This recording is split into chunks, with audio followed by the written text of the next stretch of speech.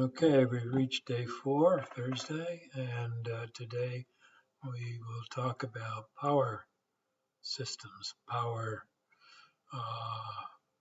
circuits. Okay, fairly straightforward stuff. Just to let you know, when we develop an electronic system, uh, call it a black box, has circuitry in it that does whatever it needs to do. But so basically, what you have is a number of PW boards that are stuffed with the uh, components that make up the electrical circuit. So you've got individual little boards for the different things that have to be done. Okay, all of these different boards are then placed on a main board, which we call a motherboard. Okay, I'm sure some of you are familiar with that terminology. So the motherboard contains all these other functional boards that do the various functions that the system is supposed to be doing for you. Okay.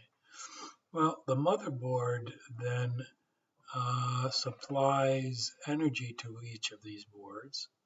Okay. And it does that by first receiving energy from a source. Okay, whether it could be a battery, it could be some kind of a generator. We have to know, is it AC or DC? Okay, if it's AC, then we just basically use it. We start out with a transformer and then go from there. If it's DC, if it's a battery, we first have to convert the DC to an AC. Okay, we do that through a chopping element, a specific element that takes the DC battery voltage and chops it up so that you get pulses, and that basically creates a pulsed DC, which is an AC type of signal. That AC type of signal then goes through a transformer to transform it into a periodic signal that can be used for various reasons. But we can also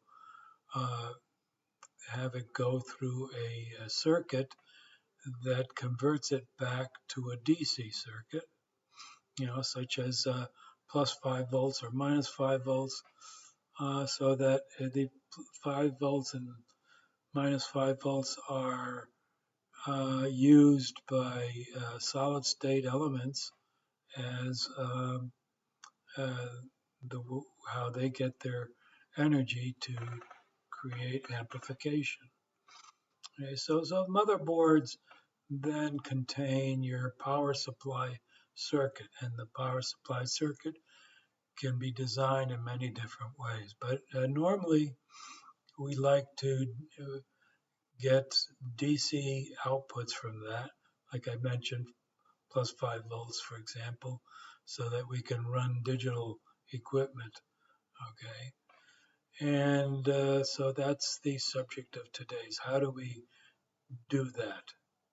How do we do that with a transformer, and what other components do we need to use in order to get a very good DC signal? All right. So that's it.